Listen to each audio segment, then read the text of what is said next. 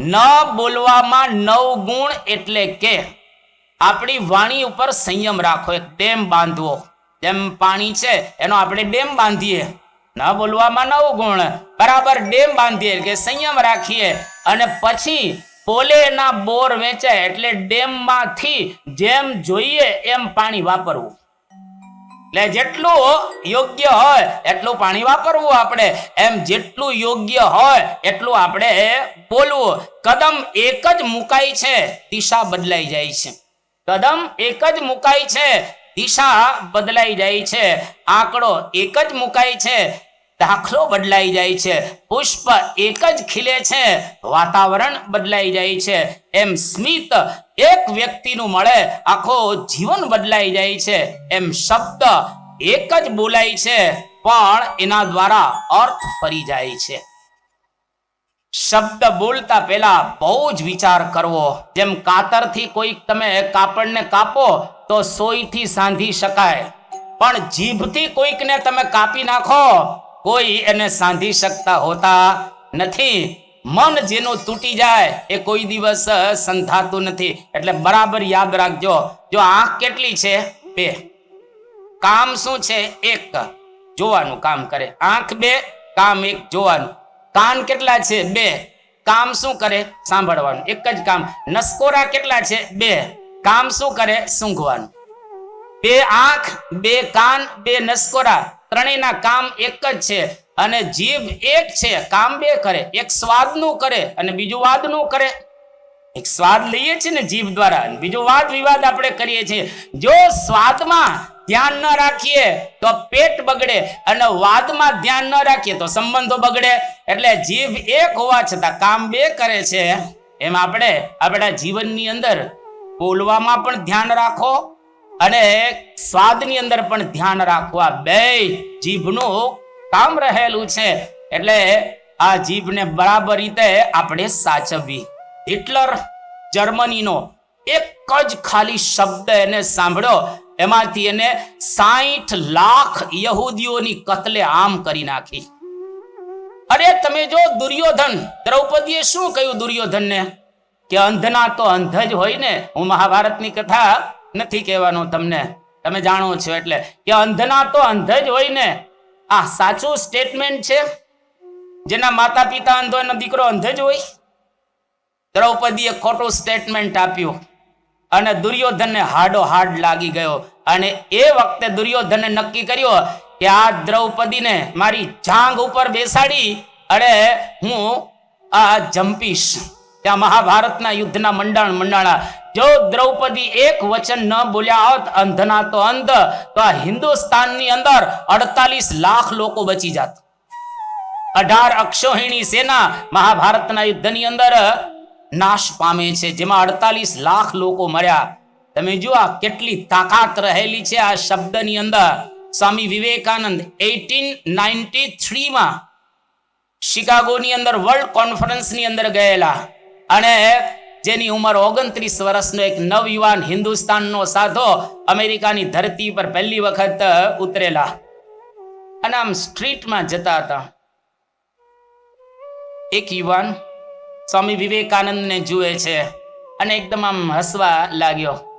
સ્વામી વિવેકાનંદ અદબ પાડી અને પેલાની સામે આમ દ્રષ્ટિ કરે છે. Why are you laughing, man? તું કેમ હસી રહેલો છે? ત્યારે પેલા જવાબ આપ્યો, after seeing your dress I am laughing. તમારો ડ્રેસ જોઈ અને મને હસવું આવે છે.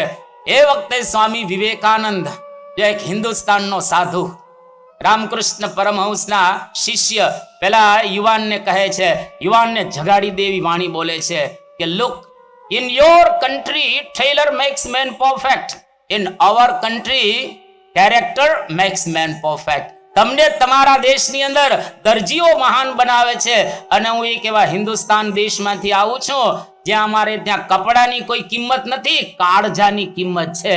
અમારે ત્યાં હૃદયની કિંમત રહેલી છે. અને એ સ્વામી વિવેકાનંદ વર્લ્ડ કોન્ફરન્સની અંદર પહેલું જ વાક્ય બોલે છે કે my dear American brothers and sisters. પહેલી વખત હિસ્ટ્રીમાં આ લોકોએ સાંભળ્યું કે અમને ભાઈઓ અને બહેનો તરીકે સંબોધે છે. એટલું સ્વીટ. સ્વામી વિવેકાનંદજી બોલે છે કે એ વખતે સમગ્ર વિશ્વમાંથી 2,500 જેટલા ધર્મગુરુઓ આવેલા, તમામ એની વાણી સાંભળી અને સ્થિર થઈ ગયા. જો એક ભારતનો સાધો અમેરિકાની ધરતી ઉપર જઈ અને આપણા હિન્દુસ્તાન દેશનો મહિમા અને ભારતીય સંસ્કૃતિનો મહિમા એ લોકોને કહે છે, ત્યારે એ લોકોને ખ્યાલ આવ્યો કે ખરેખર હિન્દુસ્તાન એટલે હિન્દુસ્તાન, આ દેશ જેવો કોઈ દેશ રહેલો નથી. એક વાણી એટલે આપણે બહુ જ મીઠા શબ્દ હંમેશને માટે બોલવા. ઘરની અંદર કોઈ દિવસ ક્યારેય ગાળો બોલાય નહીં, ઊંચા સાદે બોલવું નહીં, દાદા દાદીઓને કંઈ કહેવું નહીં, અને માતા પિતાને પણ પ્રેમથી કહેવું. આપણે ગુજરાતી છીએ તો આપણું અસલ ગુજરાતી કયું ગણાય? ભાવનગરની અંદર નાગર બ્રાહ્મણો બોલે એ આપણું અસલ ગુજરાતી. એટલી સ્વીટ ભાષા. તો અહીંયા આગળ અમે જ્યારથી આવ્યા છે મધુર સાંભળવા મળે છે, પણ એકદમ સ્વીટ ભાષા બોલવાની, મધુર ભાષા બોલીએ. શબ્દ સ્પર્શ, અયોગ્ય સ્પર્શ નહીં કરવાનો. રૂપ, આજે દુનિયા બહુ વિકાસને પામેલી છે. આજે રૂપ જોવાથી હજારો લોકો પડી ગયા છે.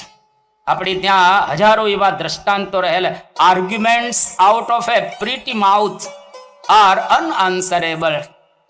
કોઈ રૂપાળા મુખમાંથી જો શબ્દ આવે તો આપણે એના જવાબ આપી શકતા હોતા નથી.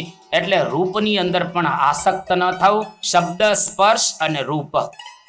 વિશ્વામિત્ર જેવા, નારદ જેવા, પરાશર જેવા, રાવણ જેવા. અરે તમને એક બે દ્રષ્ટાંત આપું. નોબલ પારિતોષિક વિજેતા ફ્રેન્ચ ફિલસૂફ પોલ સાર્ત્ર, જેની ઉંમર 80 વર્ષની હતી, અને સાયમન ધી પિવોચર આજે ભાઈ હતા 65 વર્ષના, એના પ્રેમમાં પડ્યા.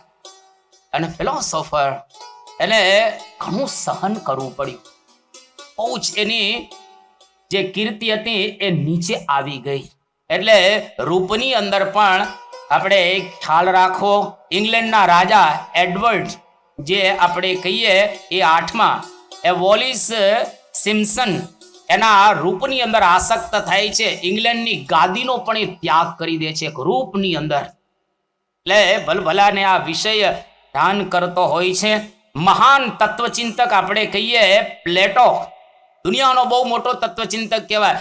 એ પ્લેટોએ એક વાક્ય સુંદર લખ્યું છે, the greatest cause of crime is last. એટલે કે દુનિયામાં મોટામાં મોટો ગુનો, ક્રાઇમ શું છે? Is last.